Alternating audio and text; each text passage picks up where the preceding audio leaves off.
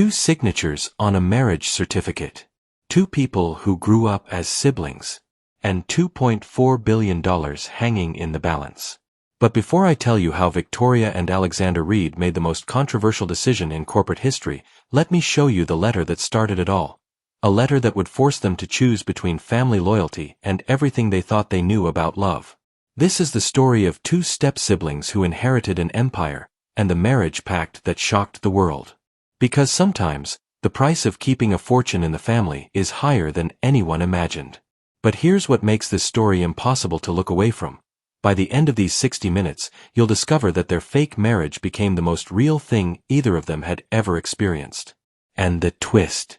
The very clause meant to protect their fortune would become the thing that nearly destroyed them both. Stay with me, because what happens next will challenge everything you believe about family, money, and forbidden love. I'm going to tell you this story in 3 parts. First, the reading of the will that changed everything, and trust me, even they didn't see it coming. Second, the marriage of convenience that became inconveniently real, and the secret that nearly tore them apart. And finally, the choice that would either save their empire or destroy their souls. But before we begin, let me ask you something. What would you do if saving your family's legacy meant marrying the one person you could never have? Keep that question close, because Victoria and Alexander are about to find out. Let's begin. Before we start this incredible story, please take a moment to like this video, subscribe to our channel, and let us know in the comments where you're watching from. We love hearing from our viewers around the world. Richard Reed built his first million by age 25, his first billion by 35, and by the time he died at 68, Reed Industries was worth $2.4 billion. But Richard Reed was a man who trusted no one, not business partners, not friends, and especially not outsiders who might marry into his family for money. Richard had been married twice. His first wife, Elizabeth, had been the love of his life, a brilliant economist who understood his vision and helped him build the foundation of Reed Industries. She gave him Victoria, a daughter who inherited not just her mother's intelligence, but her father's ruthless business instinct. Elizabeth died when Victoria was 12, leaving Richard a widower who threw himself into work with an obsession that bordered on dangerous. 3 years later, Richard married Sarah Morrison, not for love this time, but for companionship and stability. Sarah brought with her 8-year-old Alexander, a quiet, observant boy whose own father had abandoned him when he was just 4. Richard adopted Alexander legally, gave him the Reed name, and raised him as his own son. Victoria and Alexander, they were oil and water at first. She was 15, grieving her mother, resentful of these strangers moving into her childhood home. He was 8, shy, desperate to belong somewhere after years of instability. Victoria saw him as an intruder. Alexander saw her as the sister he'd always wanted but was afraid to approach. But Richard Reed had a gift for seeing potential where others saw problems. He watched his children, because that's what they were now, his children, and he saw something remarkable. Victoria had the strategic mind of a general, but she thought with her heart. Alexander had an intuitive understanding of people that complemented Victoria's analytical brilliance perfectly. Where she was fire, he was ice. Where she was passion, he was patience. Where she led with force, he led with wisdom. By the time Victoria graduated high school, she and Alexander had become inseparable. Not romantically, God, no, but as partners in everything. They were the team that snuck out to parties together, the pair that covered for each other when grades slipped, the siblings who fought viciously over the last piece of pizza but would destroy anyone who threatened the other. Victoria went to Harvard for her MBA. Alexander chose international business at Wharton. But every summer, every holiday, every major family event, they were a unit. Victoria would call Alexander at 2 a.m. to talk through a case study. Alexander would fly to Boston just to take Victoria to dinner when she was stressed about exams. Their friends joked that they were joined at the hip. Their father watched with satisfaction as his 2 heirs developed not just individual excellence, but perfect complementary strengths. When Victoria graduated summa cum laude, Richard offered her a position as Vice President of Strategic Development. When Alexander finished his degree with honors, Richard made him head of international operations. They were 26 and 28 respectively, the youngest executives in Reed Industries history, and they were brilliant at their jobs. More importantly, they were brilliant together. But Richard Reed saw something else in them, something that would form the foundation of the most controversial will in corporate history. He saw two people who completed each other's sentences, who anticipated each other's needs, who fought like married couple and protected each other like lovers. He saw two people who were perfect for each other in every way except the one way that mattered. They thought of each other as family. Richard Reed was dying. The cancer diagnosis came on a Tuesday in March, and the prognosis was 6 months if he was lucky. He kept it secret from everyone except his lawyer, David Chen, a man who'd been handling Reed family business for 20 years. And in those final months, Richard Reed made the most controversial decision of his controversial life.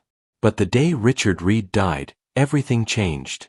Because hidden in his will was a clause that no one, not his lawyers, not his children, not even his closest advisors, saw coming. A clause that would force Victoria and Alexander to make an impossible choice. And the lawyer's first words when he read it aloud were, "If my children wish to inherit jointly, they must be united not just in name, but in law. They must marry each other within 1 year of my death, or the entire fortune goes to charity." The silence in that mahogany-paneled conference room was deafening. Victoria Reed, 28, Harvard MBA, the woman who'd spent her life preparing to run her father's empire, stared at the man she'd grown up calling her brother. Alexander, 30, the company's head of international operations, the man who'd been her partner in every childhood adventure, looked back at her with the same shock she felt. David Chen, the family lawyer, cleared his throat uncomfortably.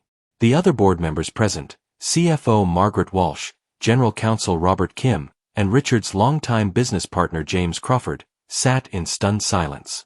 The will continued with brutal precision. "I have watched my children work together for the past decade, and I have seen what others refuse to acknowledge. They are not just siblings, they are soulmates who happen to share a father." Victoria's strategic brilliance combined with Alexander's operational genius has already increased company profits by 340% in the past 5 years. Separately, they are exceptional. Together, they are unstoppable. Victoria felt her cheeks burning. This was insane. This was impossible. This was... "However," Chin continued reading, "I am aware that my children have spent 20 years thinking of each other as family, and I am not so naive as to believe that blood relation, even adopted blood relation, can be easily overcome. Therefore, I have provided an alternative. If either Victoria or Alexander chooses not to marry the other, they may each inherit 30% of Reed Industries, with the remaining 40% to be donated to the Richard Reed Foundation for Economic Development." Alexander finally found his voice. 30% each. That's not controlling interest. "No," Chen replied grimly. "It's not. And your father was very specific about the implications. Without unified control, Reed Industries becomes vulnerable to hostile takeovers. The board would be forced to consider any reasonable offer from outside investors." Margaret Walsh leaned forward. "Are you telling us that Richard designed this will to force his children into marriage, or to leave the company defenseless?" "I'm telling you," Chen said carefully, "that Richard Reed believed his children were stronger together than apart. In every possible way. But Richard Reed hadn't just been eccentric, he'd been strategic. Because what Victoria and Alexander didn't know yet was that 3 major competitors were already circling, waiting for the Reed empire to crumble.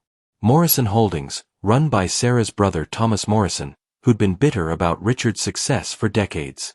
Blackstone Enterprises, led by Victoria's ex-boyfriend Marcus Blackstone, who'd never forgiven her for choosing work over their relationship.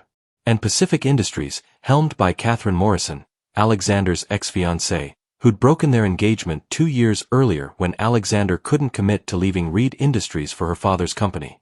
Without unified leadership, without the protection of their father's ironclad will, Reed Industries would be vulnerable to the biggest corporate takeover in history.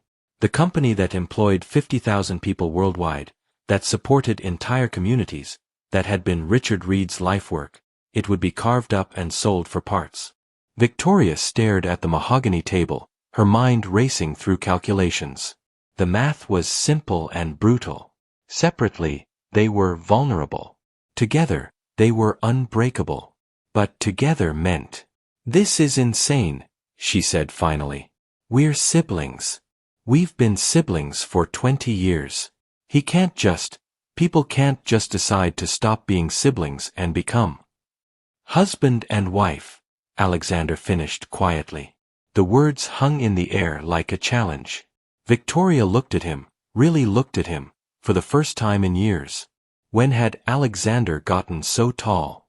When had his shoulders gotten so broad? When had his eyes become so intense, so knowing, so... She shook her head. This was Alexander. Her brother. Her annoying, overprotective, brilliant brother who still tried to carry her suitcases and who remembered how she liked her coffee and who was the only person in the world who could make her laugh when she was really angry. "We need time to think," Alexander said to the room. "This is a lot to process." "Of course," Chin nodded. "You have 11 months and 3 weeks from today's date. I'll have my assistant compile all the legal documentation you'll need to review." As the meeting adjourned and the board members filed out with shell-shocked expressions, Victoria and Alexander remained seated, staring at each other across the polished table. "This is crazy," Victoria said.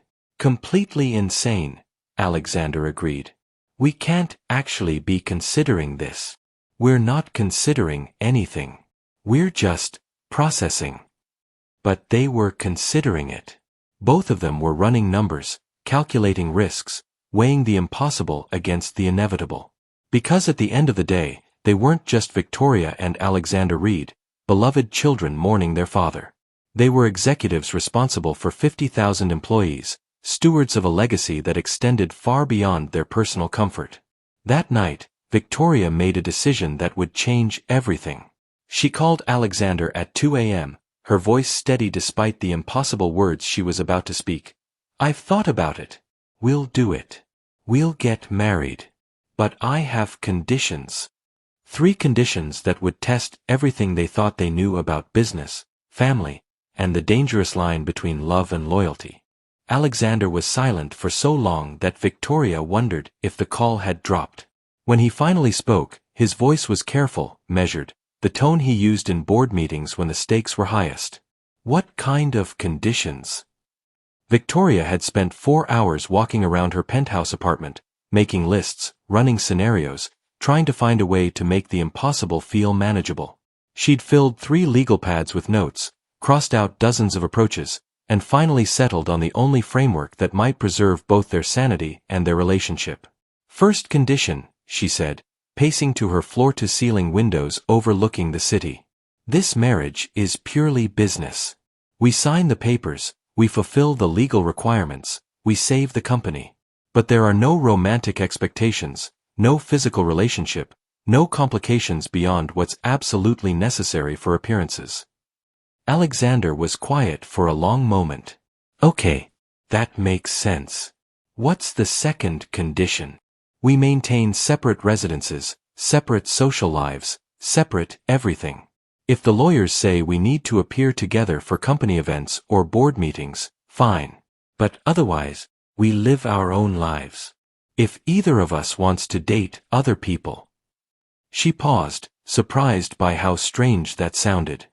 "Well, we'll figure out how to handle that discreetly." "And the third condition?" Victoria took a deep breath. This was the most important one, the escape clause that would make the whole arrangement bearable. "After 5 years, if we both agree, we get divorced quietly and continue running the company as equal partners. The marriage clause in Dad's will only requires us to be married to inherit. It doesn't say we have to stay married forever." Alexander was quiet for nearly a minute. Victoria could hear him breathing, could imagine him sitting in his own apartment across town, running the same calculations she'd been running all night. 5 years, he said finally. 5 years. And after that, we go back to being siblings who happen to run a company together. Another long pause. "Victoria, are you sure about this? Really sure? Because once we do this, we can't undo it. Even if we get divorced later, we'll always be the siblings who were married." That's not something people forget. Victoria had been thinking about that, too. The scandal, the whispers, the way people would look at them for the rest of their lives. But she'd also been thinking about 50,000 employees who depended on Reed Industries for their livelihoods. She'd been thinking about the communities that relied on their factories, their research facilities, their charitable foundation. She'd been thinking about her father's legacy crumbling because his children were too squeamish to make a hard choice. "I'm sure," she said. "Are you?" Alexander laughed, but there was no humor in it. "I think this is the craziest thing anyone has ever asked me to do. I think our father was either a genius or completely insane. I think we're going to regret this for the rest of our lives." Victoria's heart sank. "So that's a no?" "That's a yes," he said quietly. "Because you're right. We can't let the company fail. We can't let Dad's lifework get carved up by vultures. And because—" He paused. "Because if I have to be married to someone for 5 years, I'd rather it be someone I trust completely. Someone I know will always have my back. Someone who already knows all my worst habits and somehow still tolerates me." Victoria felt something shift in her chest, relief, maybe, or gratitude, or something more complicated that she didn't want to examine too closely. "So we're really doing this," she said. "We're really doing this. When do you want to start planning a wedding?" The question should have been purely practical, but something in Alexander's tone made Victoria's pulse quicken. She pushed the feeling away. This was business. This was family. This was survival. "Small ceremony," she said quickly. "Just the legal requirements. Maybe some board members as witnesses to make it official for the inheritance paperwork." "Your dress or mine?" Alexander asked, and Victoria could hear the smile in his voice. Despite everything, the insanity of the situation, the impossibility of what they were agreeing to, the fear of what they might be destroying, Victoria laughed. "I'll handle the dress. You handle the rings. Fake rings for a fake marriage. Business rings for a business arrangement." "Right," Alexander said. "Business." But as Victoria hung up the phone and stared out at the city lights, she couldn't shake the feeling that they were lying to themselves about something. She just wasn't sure what. The next morning, they met for coffee at the small cafe near Reed Industries headquarters, the same place they'd been meeting every Tuesday for the past 3 years to review weekly reports and coordinate their departments. But this Tuesday was different. This Tuesday, they were planning their wedding. "I've been thinking about the logistics," Victoria said, sliding a folder across the table. "Always the planner, always prepared. I talked to David Chen this morning. We need at least 30 days between filing for a marriage license and the actual ceremony, something about waiting periods and background checks." Alexander opened the folder and scanned her notes. Bullet points, timelines, legal requirements. Victoria had turned their marriage into a project plan. "You've been busy. I called in some favors with Judge Morrison, no relation to Catherine, different Morrison family. She'll perform the ceremony in her chambers. Private, dignified, minimal fuss. Guest list. Board members who need to witness for legal purposes. Maybe 20 people total." Victoria paused. "I thought about inviting some of our friends, but how do you explain to your college roommate that you're marrying your stepbrother for money?" "Exactly." Alexander closed the folder and looked at her across the table. In the morning light, Victoria looked tired. There were shadows under her eyes that suggested she'd slept about as well as he had. But she also looked determined, resolved in the way she got when she'd made a decision and was ready to see it through. "Are you having second thoughts?" he asked. "Are you?" "I asked first." Victoria stirred her coffee, buying time. "I keep thinking about what people will say. About what this will do to our relationship. About whether we're making the biggest mistake of our lives. And then I think about Dad. About everything he built, everything he sacrificed for. About all the people depending on us to not screw this up." She looked up at him. "We've been partners in everything else, Alexander. We can be partners in this, too. Alexander reached across the table and took her hand, a gesture that felt both completely natural and utterly foreign at the same time. Partners, he agreed. What neither of them anticipated was how wrong they were about everything. The wedding was small, private, and completely fake. 50 guests, mostly board members and key shareholders who needed to witness the union for legal purposes. Victoria wore her mother's dress, a simple ivory silk sheath that Elizabeth Reed had worn to her own wedding 35 years earlier. Alexander wore his father's watch and a charcoal suit that made him look older, more serious, more like the husband he was pretending to be. Judge Morrison's chambers were decorated with fresh flowers that someone, probably Margaret Walsh, had arranged. The ceremony itself was brief, efficient, businesslike. Judge Morrison asked the standard questions. Victoria and Alexander gave the standard responses. When the judge asked if they promised to love, honor, and cherish each other, they both said, "I do," while looking anywhere but at each other. The rings were simple platinum bands, expensive enough to look convincing, plain enough to avoid drawing attention. When Alexander slipped the ring onto Victoria's finger, his hands were steady. When Victoria did the same for him, she noticed that his hands were larger than she'd expected, that his fingers were long and graceful, that the ring looked natural there in a way that surprised her. "You may kiss the bride," Judge Morrison announced. This was the moment they'd both been dreading. In all their planning, all their careful negotiations and conditions, they'd somehow avoided discussing this part. The kiss that would seal their fake marriage in front of 50 witnesses. Alexander leaned down.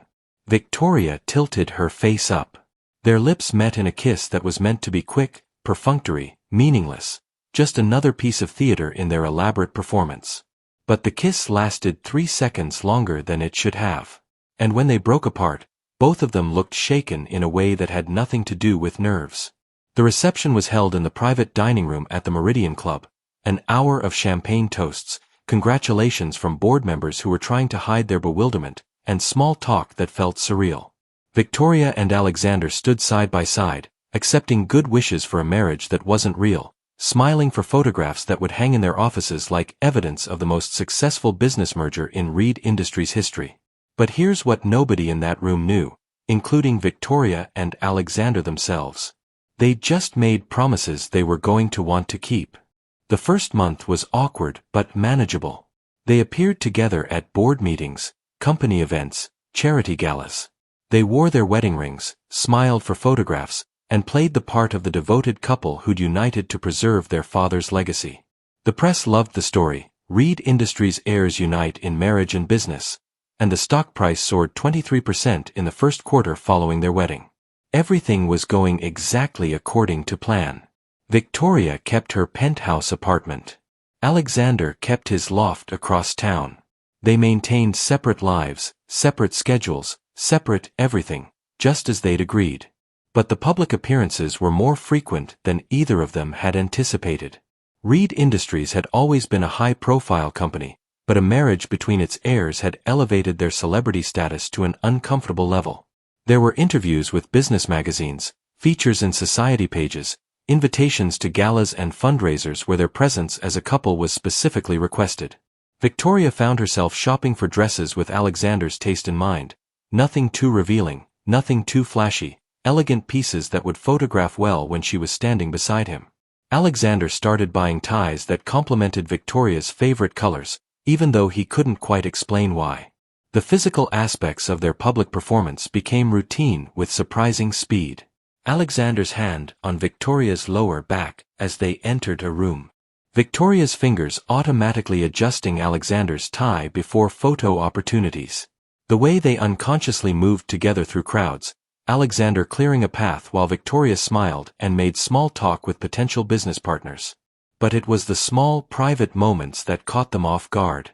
Victoria started leaving coffee on Alexander's desk on mornings when she arrived at the office first, black with 2 sugars, exactly the way he'd been drinking it for as long as she could remember.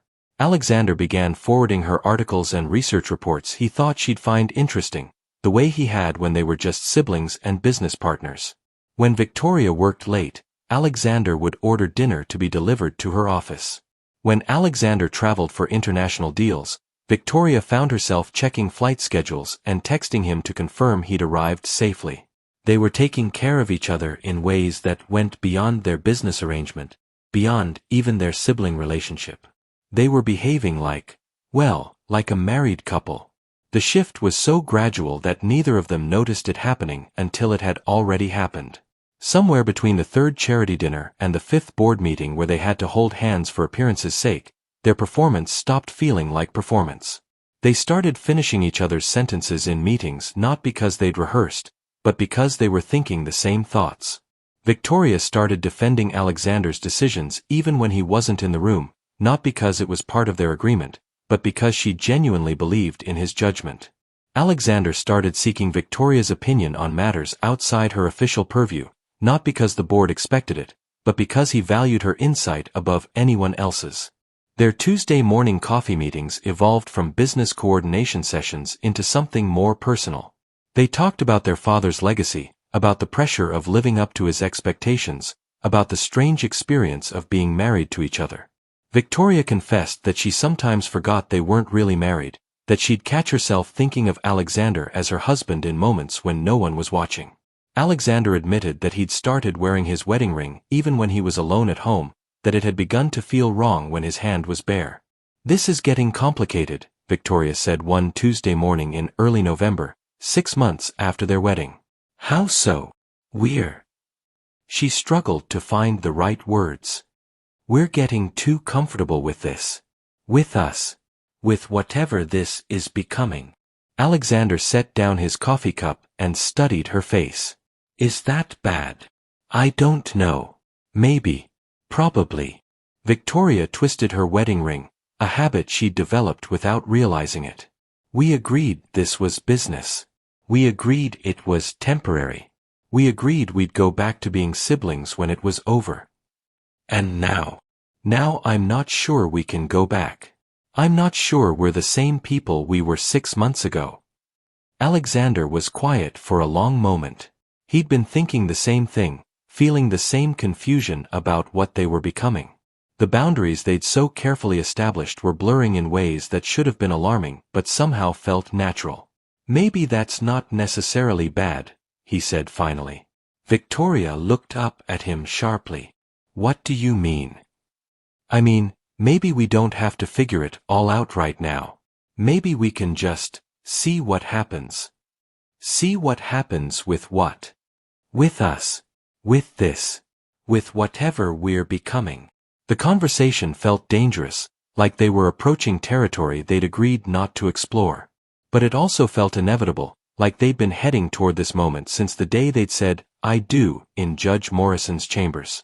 Before Victoria could respond, her phone buzzed with a message from Margaret Walsh. "Emergency board meeting in 1 hour. Morrison Holdings is making a move." Victoria showed Alexander the message. The business crisis that had brought them together was about to test everything they'd built, personally and professionally. And then came the night that changed everything. A corporate emergency that required them to work together until 3 a.m., alone in the office, solving the kind of crisis that could destroy everything they'd worked for.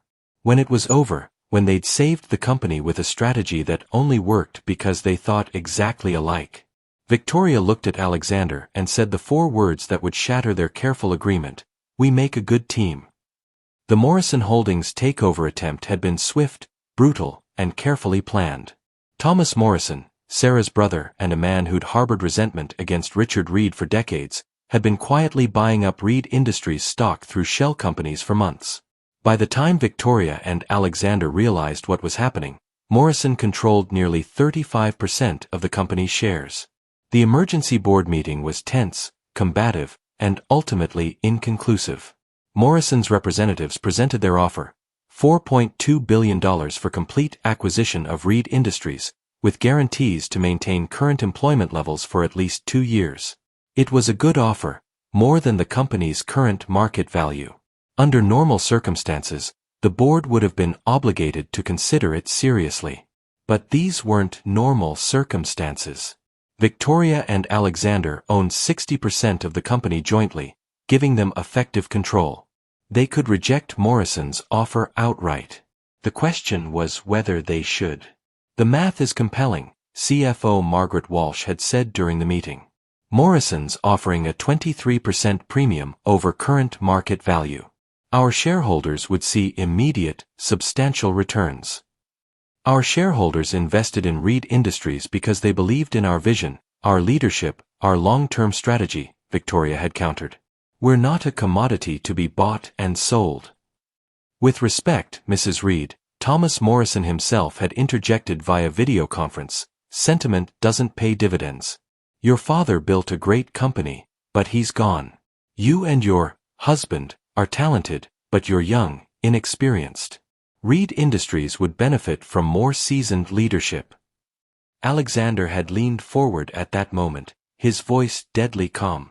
Mr. Morrison, our inexperience has increased company profits by 340% in the past 5 years.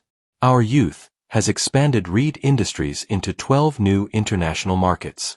Perhaps you should focus on explaining why Morrison Holdings has posted negative growth for 3 consecutive quarters before criticizing our performance. The meeting had ended with no resolution, but Morrison's final words were ominous. Think carefully about your response.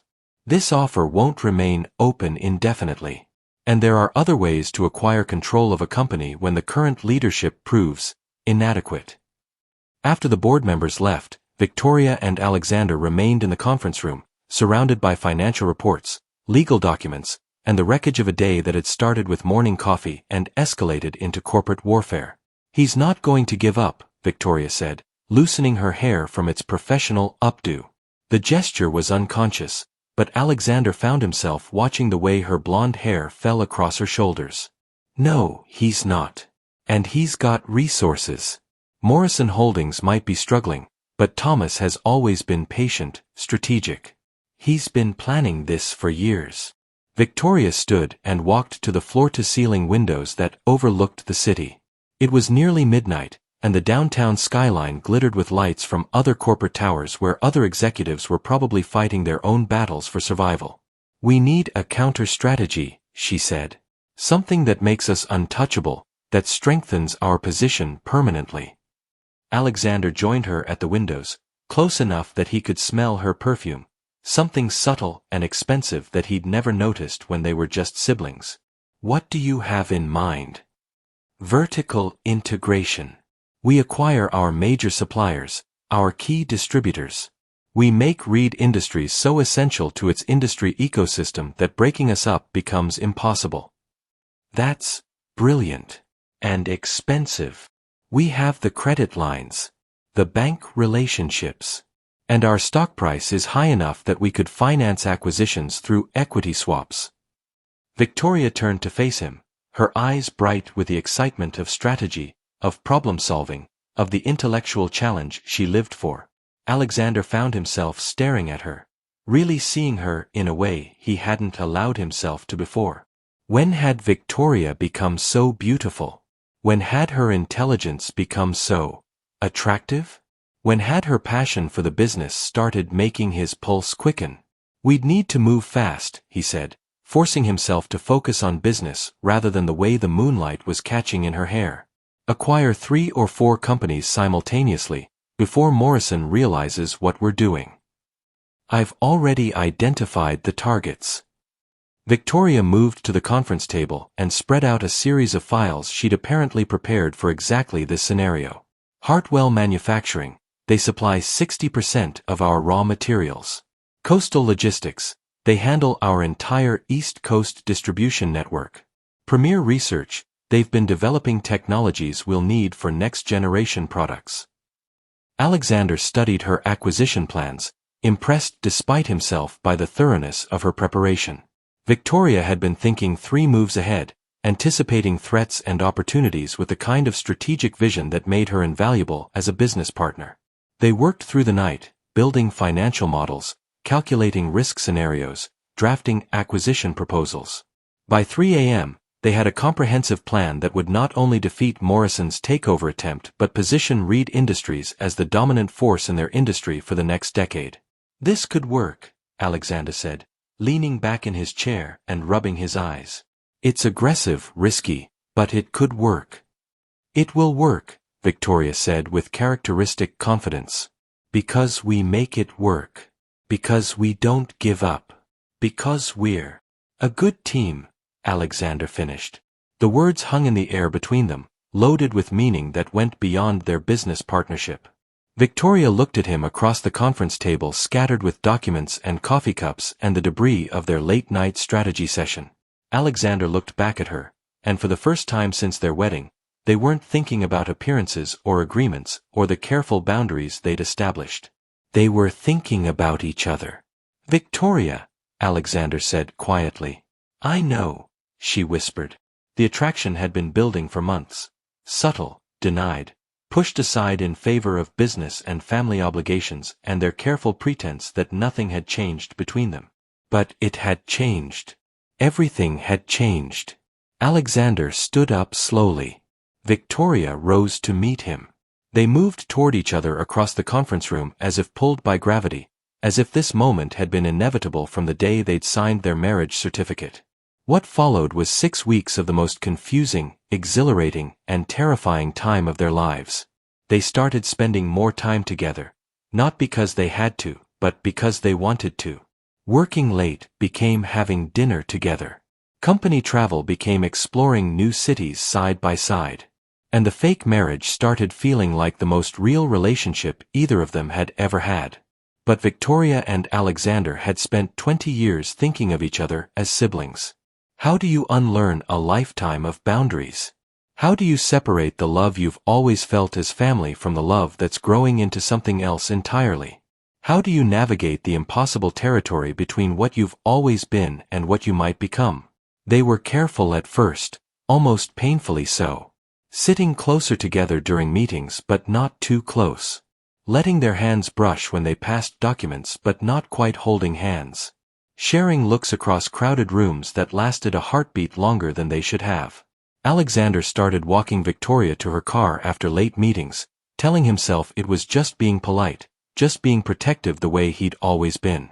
Victoria started asking Alexander's opinion on personal matters, which restaurant to choose for a client dinner, which dress to wear to a charity gala, telling herself she valued his judgment, not that she wanted his attention. They were falling in love in the most careful, deliberate way possible, as if they could control the process through sheer force of will. As if they could remain siblings and business partners and spouses and whatever else they were becoming without losing themselves in the complexity of it all. But love, real love, doesn't follow careful plans or respect established boundaries. Love is messy and inconvenient and overwhelming. And Victoria and Alexander were about to discover that some lines, once crossed, can never be uncrossed. The answer came in the form of a kiss that neither of them planned, neither of them expected, and neither of them could take back. A kiss that happened on a Thursday night in Alexander's office, and changed the rules of everything they thought they knew about themselves. The kiss happened because of quarterly reports, of all things. Victoria had been staying late to review the preliminary numbers from their recent acquisitions. The aggressive expansion strategy they'd implemented to counter Morrison's takeover attempt was working better than either of them had dared hope. Reed Industries was not only stronger but virtually untouchable, their market position more secure than it had ever been. Alexander's office was on the same floor as Victoria's, and she'd stopped by around 9 p.m. to share the good news. He was still at his desk, tie loosened, sleeves rolled up, looking over contracts for their newest acquisition target. The Hartwell numbers are incredible, Victoria said, setting the reports on his desk. Revenue up 34% since the merger, efficiency gains across all production metrics. We made the right call. Alexander looked up from his contracts and smiled, the genuine, unguarded smile he reserved for moments when they'd succeeded at something difficult together. Your call, you mean? This whole strategy was your idea. Our idea. I couldn't have executed it without your international connections, your relationship-building skills. The European expansion alone. Victoria, Alexander interrupted, standing up from his desk. Stop. Just stop for a minute. She looked at him curiously. Stop what? Stop deflecting. Stop giving me credit for your brilliance. Stop pretending like this isn't. He gestured vaguely between them. Like we aren't. Victoria's heart began to race. They'd been dancing around this conversation for weeks, acknowledging the growing tension between them in sideways glances and careful words, but never directly. Never honestly. Aren't what? She asked quietly. Alexander moved around his desk, closer to where she stood. Close enough that she could see the flecks of gold in his brown eyes. Close enough that she could smell his cologne mixed with the scent of coffee and late nights. Aren't falling in love with each other, he said simply. The words hung in the air between them like a confession and a question all at once. Victoria felt her breath catch, felt the careful walls she'd built around her feelings begin to crumble. Alexander. She started to say, but she didn't know how to finish the sentence. Because he was right. Because despite everything they'd agreed, everything they'd promised about keeping this business only, she was falling in love with him. Had been falling in love with him for months. I know it's crazy, Alexander continued, his voice low and urgent. I know it complicates everything. I know we said this was just business, just temporary, just. Victoria stepped closer to him, close enough that their bodies were almost touching. It is crazy, she whispered. It does complicate everything. But I can't stop thinking about you. About us. About what this could be if we weren't so scared of it. Alexander reached up and touched her face, his fingers tracing the line of her cheekbone with infinite gentleness. I've been scared every day since our wedding, he admitted. Scared that I was imagining the way you looked at me. Scared that I was projecting feelings that weren't really there. Scared that I was falling in love with someone who could never love me back. I do love you back, Victoria said, the words tumbling out before she could stop them. I love you, Alexander. Not as a brother, not as a business partner, not as a fake husband. I love you as a man, as the person I want to spend my life with, as... He kissed her before she could finish the sentence, and this kiss was nothing like the perfunctory peck they'd shared at their wedding. This kiss was desperate and hungry and full of months of suppressed longing. Victoria melted into him, her hands fisting in his shirt, her body pressing against his as if she could somehow get closer than physically possible. When they finally broke apart, both of them were breathing hard, both of them looked shaken by the intensity of what had just happened. We can't take this back, Alexander said, his forehead resting against hers. I don't want to take it back, Victoria replied. They stood there for a long moment, holding each other in the dim light of Alexander's office, surrounded by the documents and contracts that represented their professional partnership, their father's legacy, everything they'd worked so hard to preserve. But all of that seemed less important than this moment, this choice, this step across the line they'd drawn between themselves. What they didn't know was that someone had been watching. Someone who'd been waiting for exactly this kind of vulnerability, this kind of mistake. Someone who was about to use their moment of honesty to destroy everything they'd worked for. Her name was Catherine Morrison, and she was everything Victoria wasn't, a corporate shark who'd been circling Reed Industries for months, waiting for her moment to strike. Catherine had been Alexander's ex-fiancée, the woman he'd planned to marry before his father died and changed everything. She was Thomas Morrison's daughter, which made her part of the family that had been trying to acquire Reed Industries through legitimate means. But Catherine had always preferred more direct approaches to getting what she wanted. Catherine had been having Alexander followed by a private investigator for weeks, not out of romantic jealousy, though that certainly played a part, but out of strategic calculation. She knew that if she could prove the Reed marriage was fraudulent, she could challenge the inheritance, destabilize the company's leadership, and create the opening Morrison holdings needed to complete their takeover. What she hadn't expected was to get photographs of Alexander and Victoria looking genuinely in love. The private investigator's photos showed them walking close together after late meetings, sharing intimate conversations over dinner at restaurants across the city, looking at each other with expressions that were decidedly unsibling-like. The final set of photos, taken through the floor-to-ceiling windows of Alexander's office with a telephoto lens, showed them kissing with a passion that was unmistakably real. Catherine stared at the photographs spread across her desk in her corner office at Morrison Holdings, trying to process what she was seeing. She'd expected to find evidence of a business arrangement masquerading as a marriage. Instead, She'd found evidence of a love story. But Catherine Morrison had spent her entire career turning other people's weaknesses into her own advantages. And Victoria and Alexander Reed had just handed her the biggest weakness of all. They'd fallen in love with each other, which meant they had something to lose. Catherine's offer was simple.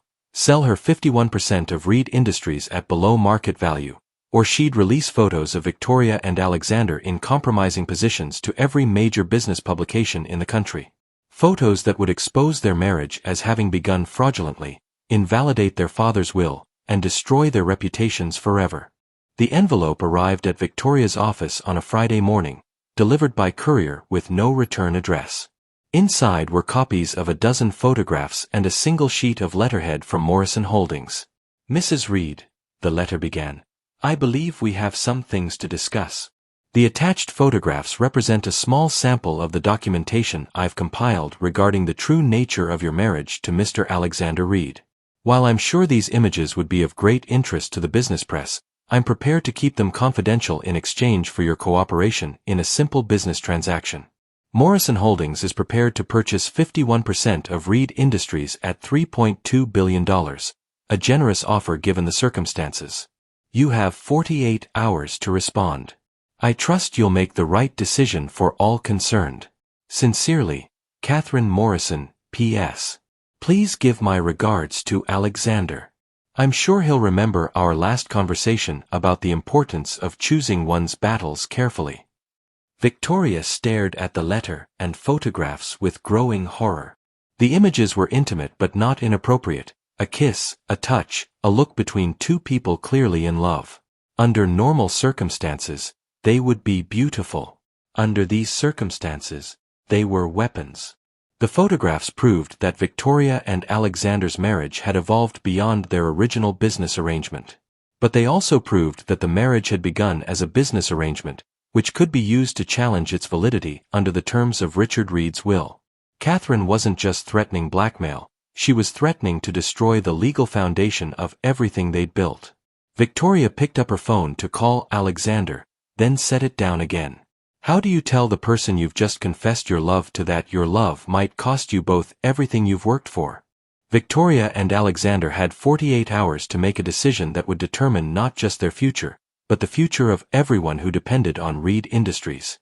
But here's the twist that no one saw coming, including them. The photographs Catherine had weren't evidence of a fake marriage falling apart. They were evidence of a real love story beginning. And Catherine Morrison had just given them the excuse they needed to stop pretending they weren't in love.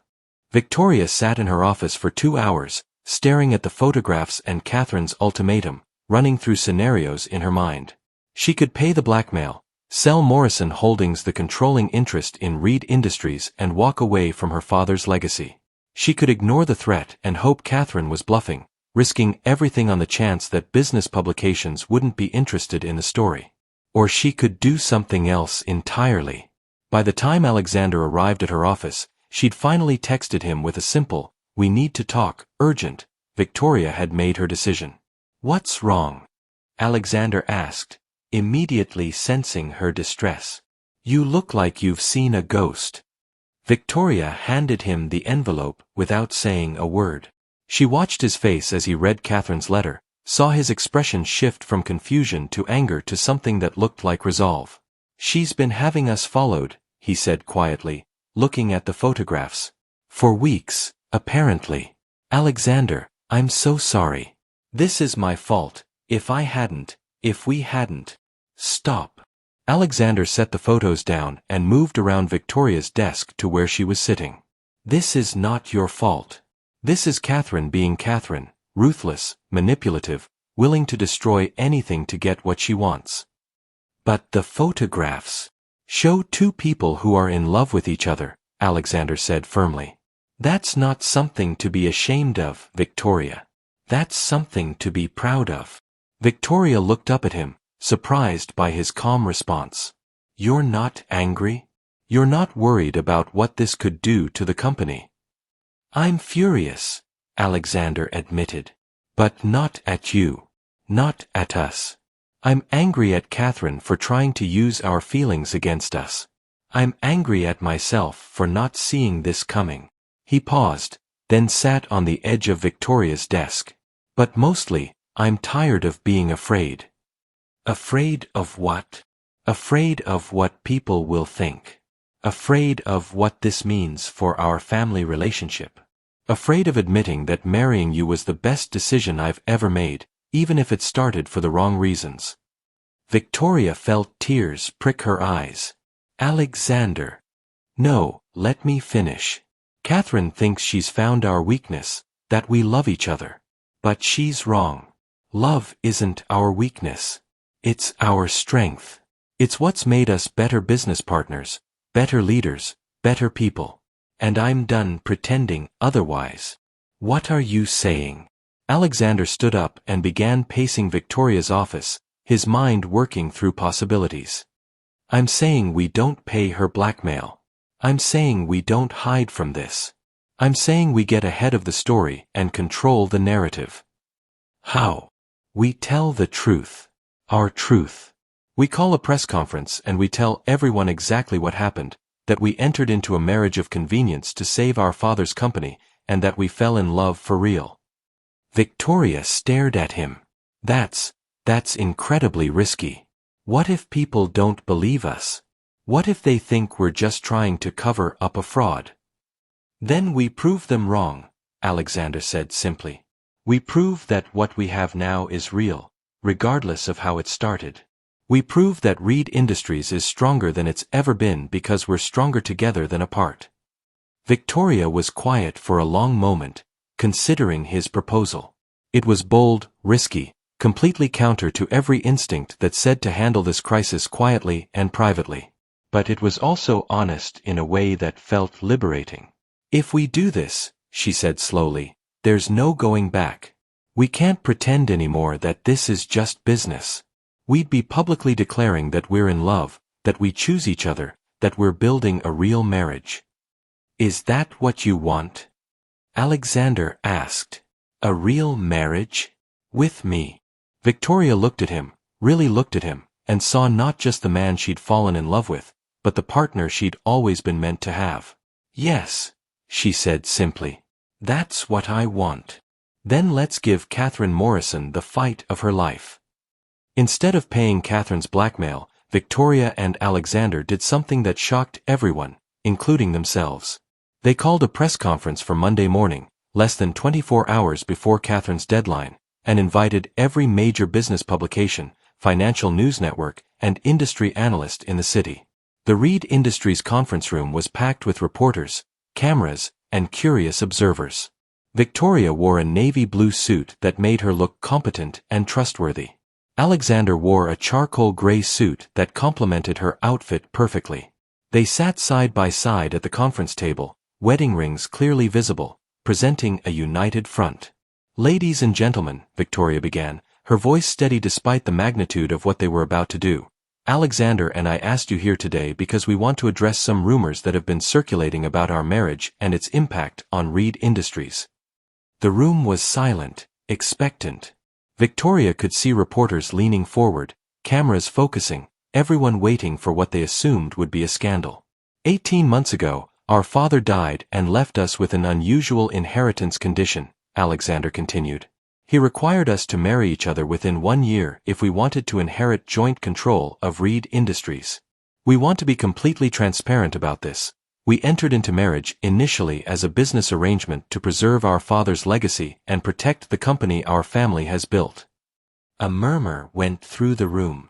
This was the admission that could destroy them, that their marriage had begun as a business transaction. However, Victoria said, raising her voice slightly to regain attention, we also want to be clear about what has happened since then. Over the past 18 months, our business arrangement has evolved into something much more meaningful. We have fallen in love, deeply, genuinely, permanently in love, with each other. The murmur grew louder. Victoria could see reporters frantically taking notes, photographers adjusting their equipment. We understand that some people may question the validity of our marriage or our motivations, Alexander said. We understand that the circumstances of our relationship are unusual. But we want to be absolutely clear about one thing. What we have now is real. Our love is real. Our commitment to each other is real. And our commitment to Reed Industries and its stakeholders is stronger than it has ever been. Victoria leaned forward. Reed Industries has posted record profits for 6 consecutive quarters. We've expanded into new markets, acquired strategic assets, and created over 8,000 new jobs. We've done this not in spite of our relationship, but because of it. We are better leaders, better partners, and better people when we work together. We know there will be people who try to use our honesty against us, Alexander said. There will be people who claim that our marriage is fraudulent or that we're unfit to lead this company. We welcome that scrutiny. We welcome the chance to prove that love, real love, makes us stronger, not weaker. Victoria stood up, and Alexander followed her. They faced the room of reporters together, hand in hand. We are Victoria and Alexander Reed, Victoria said. We are business partners, we are husband and wife, and we are committed to each other and to the company our father built. We will not be intimidated, we will not be blackmailed, and we will not apologize for falling in love. The press conference was a gamble that could have destroyed them. But something happened that no one expected. The public fell in love with their love story. Within hours, #ReedLoveStory was trending on social media. Business publications ran headlines like, "From Boardroom to Bedroom," "The Reed Industries Power Couple," and "Love Conquers Corporate Intrigue." Stock prices soared higher than ever as investors responded positively to the transparency and the obvious strength of Victoria and Alexander's partnership. Catherine Morrison's corporate takeover bid crumbled in the face of a company stronger than it had ever been, led by a couple whose love story had captured the public imagination. But the real test was still coming. Because loving someone and living with them are two very different things. The weeks following their press conference were a whirlwind of media attention, business opportunities, and personal adjustment. Victoria and Alexander had publicly declared their love, but they still lived in separate apartments, still maintained the careful boundaries they'd established 18 months earlier. The press conference had been about truth and transparency, but it had also been about business and corporate strategy. Now they had to figure out what it meant for their actual relationship. The conversation happened on a Thursday evening in early December, in Victoria's penthouse apartment. Alexander had come over to review quarterly reports, but the financial documents lay forgotten on the coffee table as they sat on the couch, sharing a bottle of wine and trying to process everything that had changed. "So," Victoria said, curling her legs beneath her and turning to face him, "we're publicly in love now." Alexander smiled, the genuine smile that had become her favorite expression of his. Publicly and privately in love. The press conference was. Victoria paused, searching for the right word. Terrifying. Exhilarating. Completely insane. "The best decision we ever made," Alexander said. "Apart from the original decision to get married. Even though that decision was originally for all the wrong reasons?" Alexander set down his wine glass and moved closer to her on the couch. "Victoria, I've been thinking about that. About what our father really wanted when he wrote that clause into his will." "What do you mean?" "I mean, what if he knew? What if he saw something in us that we couldn't see in ourselves? What if the marriage clause wasn't about protecting the company? What if it was about protecting us?" Victoria considered this. "You think Dad knew we'd fall in love?" "I think Dad knew we belonged together. I think he saw that we were perfect partners in every way, and he gave us the push we needed to figure it out." Victoria laughed softly. "That's either very romantic or very manipulative. Can't it be both?" They sat in comfortable silence for a moment, both thinking about Richard Reed and his impossible will, about the journey that had brought them from reluctant business partners to genuine lovers. "Alexander," Victoria said finally, "what happens now? I mean, really, what do we do with this? What do you want to do with it?" "I want." Victoria paused, gathering her courage. "I want to be really married to you. Not just legally, not just for the cameras, but really married. I want to wake up next to you, and go to sleep next to you, and fight with you about whose turn it is to do the dishes. Alexander's eyes softened. You want to do dishes with me? I want to do everything with you. The boring stuff, the difficult stuff, the beautiful stuff. I want to build a life with you, Alexander. A real life. Alexander reached for her hands, intertwining their fingers. I want that too. More than I've ever wanted anything. Even though it's complicated? Even though people will always whisper about how we started. Especially because it's complicated. Because we chose each other not once, but twice. Because we had every reason to walk away and we chose to stay. Because our love story is messy and imperfect and completely ours. Victoria felt tears prick her eyes. So what do we do? Get married again. Alexander laughed. We're already married, remember? We have the certificate to prove it. But that was a business marriage. This would be a real marriage. A choice marriage. A love marriage. Victoria nodded.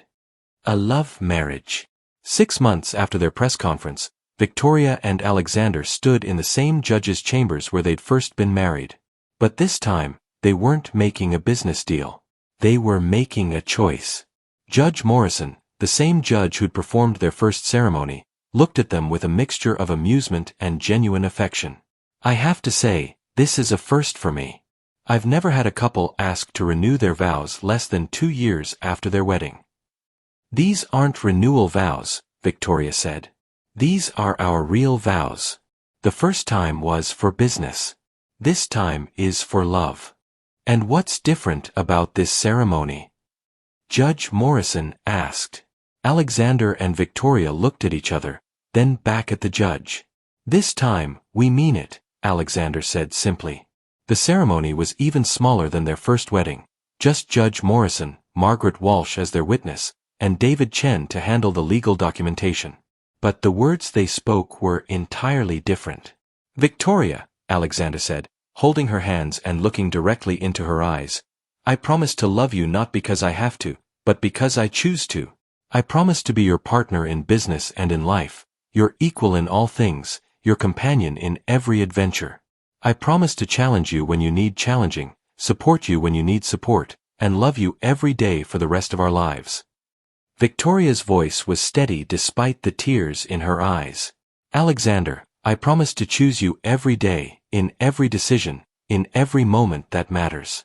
I promise to build a life with you that honors both our past and our future, that respects what we were and celebrates what we've become. I promise to love you not as a brother, not as a business partner, but as my husband, my equal, my best friend, and the love of my life. This time, when Judge Morrison asked if they promised to love, honor, and cherish each other, they looked directly into each other's eyes. And when they said, I do, everyone in the room, including them, knew they meant it. This time, when Judge Morrison said, you may kiss the bride, the kiss was soft, reverent, and full of promises for the future. 2 years after their second wedding, Reed Industries is worth $4.2 billion. Victoria serves as CEO, Alexander as President and Chief Operating Officer. They're partners in every sense of the word, in business, in marriage, in life. The company has expanded into renewable energy, biotechnology, and sustainable development.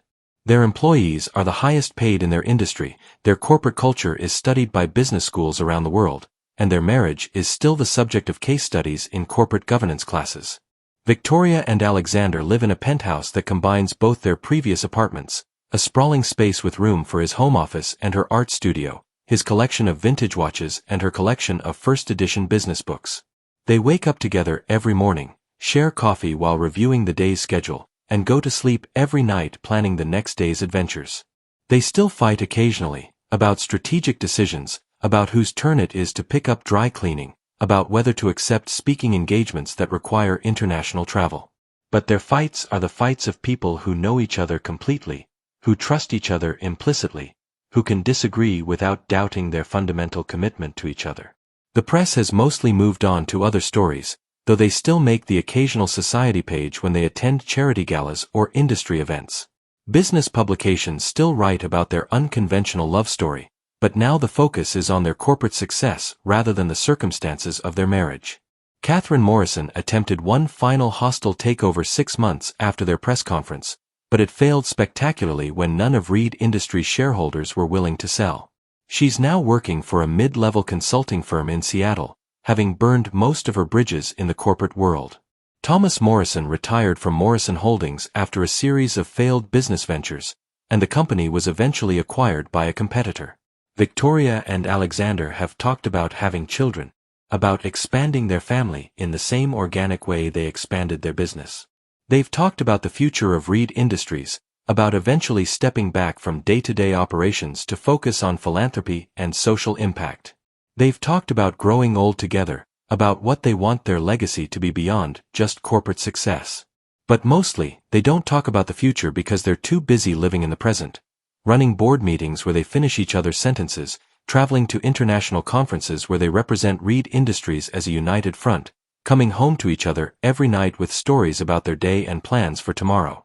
The clause in Richard Reed's will that seemed so cruel, so manipulative, so impossible? It turns out their father knew something they didn't. He saw what everyone else saw, that Victoria and Alexander weren't just perfect business partners. They were perfect for each other. He just knew they'd never figure it out on their own.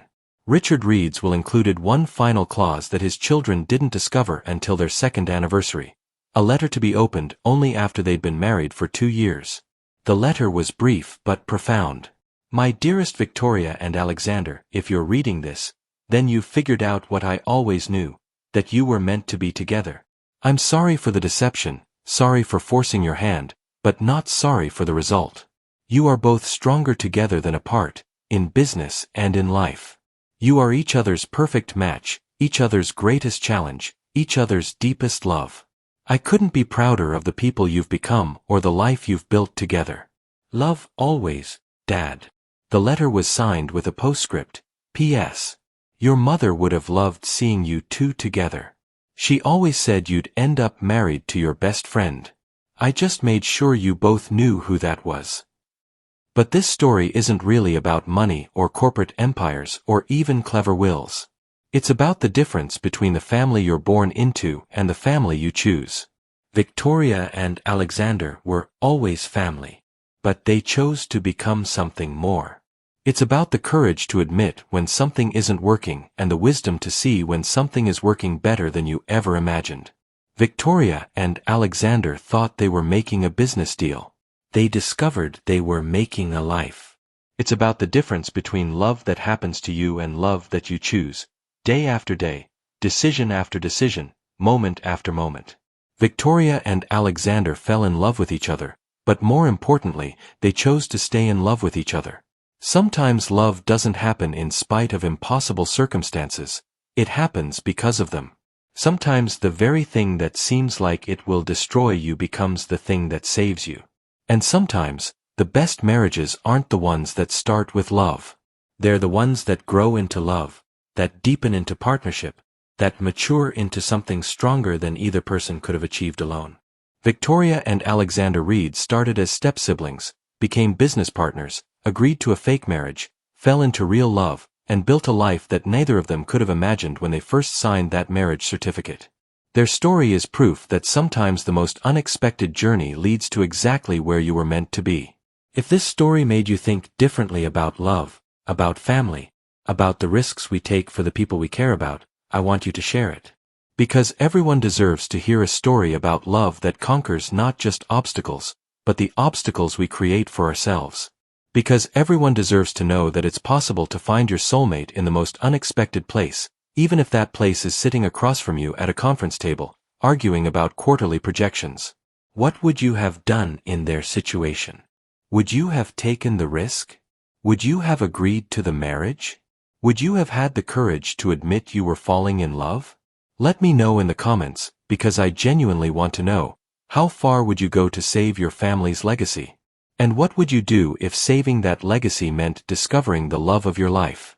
And if you want to hear more stories about love, money, and the impossible choices that define us, subscribe and hit that notification bell. Next week, I'm telling you about a woman who inherited a casino empire and the man who tried to gamble it all away for love. It's a story about addiction, redemption, and the kind of love that's worth betting everything on. You won't want to miss it.